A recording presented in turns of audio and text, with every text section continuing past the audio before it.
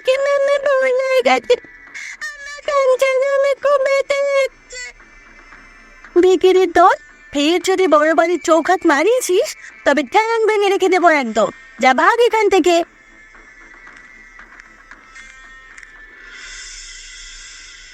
এই কাঠফাটা রোদ দূরে মেয়েটা আবার কোথায় গেল? কত করে বলি একটু বাড়িতে থাক, এ শোনে আমার কথা, তার উপর আবার সকালে না খেয়ে বেরিয়েছে। এতক্ষণে তোর আসার সময় হলো বুঝি?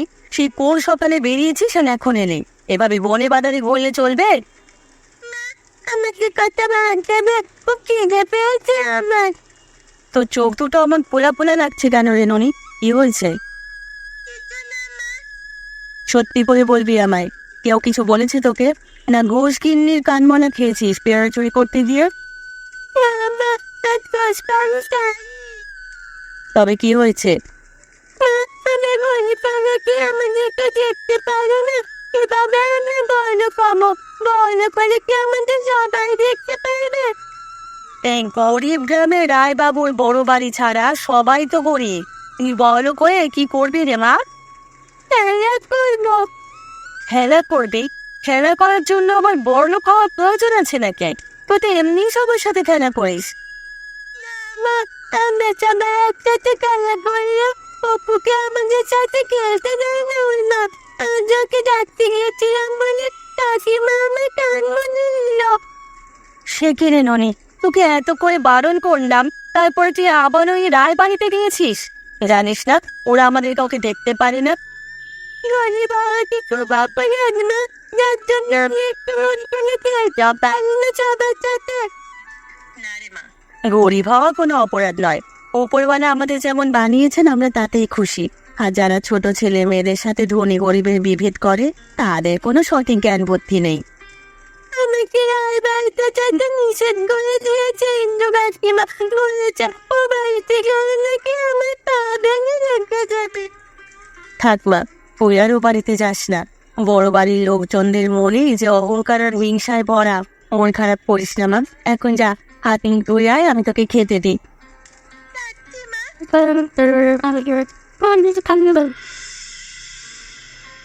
ওই রে কমলা, এক কাপ চা চেয়েছি সেই কোন সকালে, এখন অব্দি আমাকে চা দেওয়ার নাম নেই। কোথায় গেল সব কাজের লোকজন? এই নিন কাকা বাবু আপনার চা, চায়ের সাথে কি দুটো নাড়ু দেবো? কেন রে, আমি কি নাড়ু খেতে চেয়েছি তোর কাছে? নাড়ু দেবার বাহানায় দুটো নাড়ু সরানোর ধান্দা, তাই না? আচ্ছা কাকা বাবু, আপনি সব সময় আমাদের এমন করে বলেন কেন? আমরা কি এতটাই খারাপ নাকি? যাদের পেটে খিদে আছে তাদের দিয়ে সব রকম পাপ কাজ হয়। কখন পেটের খিদে আবার বাড়িতে শীত কাটবি তোরা, বলা তো যায় না। পেটে খিদে থাকলে কেউ চুরি করে না বাবু। আমাদের গ্রামের অধিকাংশ লোক গরিব হতে পারে, তবে তাদের স্বভাব খারাপ নয়। কথায় আছে অভাবে স্বভাব নষ্ট, বুঝলি?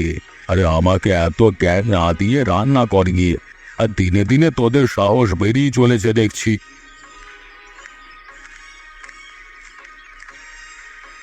বাবু আছেন নাকি? আরে হারান তুই, তোকে না বাজারে পাঠিয়েছিলাম আমি? হ্যাঁ কর্তা বাবু, বাজার সেরে এসে গোপালদের নিয়ে এলাম, সবাই আপনার সাথে কথা বলতে চায়। আমার সাথে আবার কি কথা? শুনি কি বলতে চাও তোমরা? আরে বাবু, আমাদের গ্রামের অধিকাংশ ঘরই দরিদ্র। কদিন বাদই তো নবান্ন, তাই সকলে আপনার কাছে একটা আর্জি নিয়ে এসেছি। কিসের আবদার বলো তো দেখি? আমাদের গ্রামে প্রায় সব লোকই তো দরিদ্র, তাই এবারে নবান্নে যদি আপনি সবার জন্য একটা ভোজের আয়োজন করতেন তবে সবাই খুব খুশি হতো। এই ভোজ দেবো আমি, তাও আবার গায়ের এই ভিখিরি লোকজনদের জন্য? মাথা ঠিক আছে তো সবার? আজকে যা বলেছিস, ফের যদি এ কথা শুনি তবে রায় বাড়িতে ঢোকা বন্ধ করতে হবে তোদের। সবাই খুব আশা নিয়ে আপনাদের মুখ পানে চেয়ে আছে বাবু, সবার আশা এভাবে জল ঢেলে দেবেন না। চুপ কর ছোট লোকগুলো কোথাকার, ভালোই ভালোই বিদে হবেই নাকি ঘাড় ধাক্কা দিয়ে বের করতে হবে? হ্যাঁ বাবু, আপনাকে কিছু করতে হবে না, আমরা নিজেরাই চলে যাচ্ছি। চলো সবাই।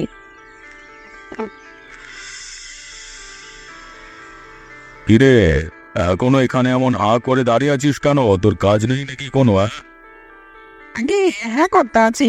এই লোকগুলোকে এভাবে অপমান না করলেও পারতেন কর্তা, কত আশা নিয়ে এসেছিল সবাই। বড্ড জ্বলছে তোর, তাই না? এসব তোর গাছরাজি। তোরা ভাবলি কি করে তোদের মতো ছোট লোকদেরকে এ বড় বাড়ির মানুষ ভোজ করে খাওয়াবে? হ্যাঁ, আমি তো জানতাম বড় বাড়ির মানুষগুলোর মন বোধহয় বড়ই হবে, এমন ছোট হবে কে জানতো। এত বড় সাহস তোর! আমার খেয়ে আমার পরে আবার কি কথা শোনাস? বেরিয়ে যা, এক্ষুনি বেরিয়ে যা বলছি। যাচ্ছি, তবে যাবার আগে বলে যেতে চাই, এই বড় বাড়ির বিপদে আপনি গরিব গ্রামের গরিব গ্রামের গরিব লোকজনদের ছাড়া কাউকে পাশে পাবেন না। যা যা, যার মন খাস তার গুণগান না করে তুই এই ছোট লোকগুলোর পক্ষ নিস। বেরিয়ে যা এক্ষুনি।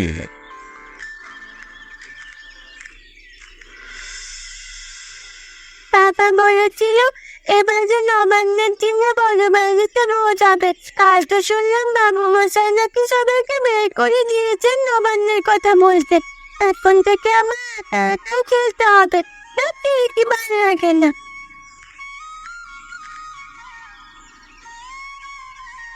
আমাকে রেখে একা একা খেলতে বসে পড়েছো ননি দিদি, একবার মনে পড়লো না আমাকে? তোকে ছাড়া কি আমার একা একা খেলা করতে ভালো লাগে নাকি? ওকে দেখলি না সেদিন তোর মা কি করলো? সেজন্য তো তোকে আর ডাকতে জানলাম। আমি লুকিয়ে চলে এসেছি তোমাদের সাথে খেলা করব বলে। আমি আর তুমি এখন খেলা করব। চলে অপু, তুই বাড়ি ফিরে যা।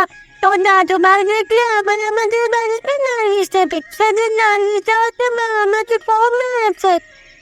দাদু ভাই তোমাদের বাড়িতে নালিশ দিয়েছে? আমি তো কিছু জানি না। দুদিন আমি বাড়ি থেকে কোথাও যাইনি, তুই এখন চলে যা, নাহলে বড় বাড়ি কেউ দেখলে আমার আবার মার খেতে হবে। প্লিজ, আমি তোমার চলে যাচ্ছি রে।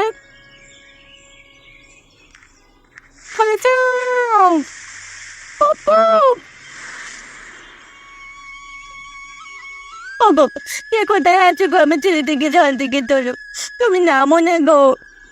কিন্তু আমি যে সাঁতার পারি না, আমি নামলে যে আমাকে তোলবার জন্য আবার কাউকে নামতে হবে। ছেলেটা বেশিক্ষণ হয়নি জলে পড়েছে, এর মধ্যে ওকে উদ্ধার করা না গেলে যে বেশ এসব বড় বিপদ হবে। ওরে ওরে, তোরা দাঁড়িয়ে না দেখে আমার নাতিকে বাঁচানোর জন্য নিজেরা বস। এখানে পড়েছে।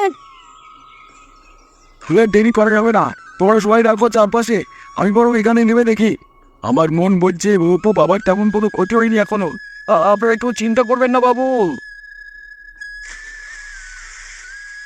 ওকে, কখন চুপ করি বাবা, আমি তো খেয়ে বলবো না। তুই সারাদিন ননির সাথে খেলা করে যেমন খেতে বলবো না। এখন বলে লাভ কি? যখন আমি বলেছিলাম তখন তো কেউ আমার কথা কর্ণপাত করেনি। আবার ভুল আমি বুঝতে পেরেছি রে হারাত। শুধু বড় বাড়ির মানুষ হলে হয় না, তাদের মন বড় উদার হতে হয়। আবার নাতিটার কি হয়ে গেল রে? আমি তো ডাক্তার আনতে লোক পাঠালাম, কোনো তো কেউ এলো না। আর ডাক্তার ডাকতে হবে না, আমি বই তোর মেয়ে। ননির বাবা তো পেট থেকে সব জল বার করে দিয়েছে, একটু বাদে উপর জ্ঞান ফিরে আসবে, তখন হাসপাতালে নিয়ে গেলেই হবে।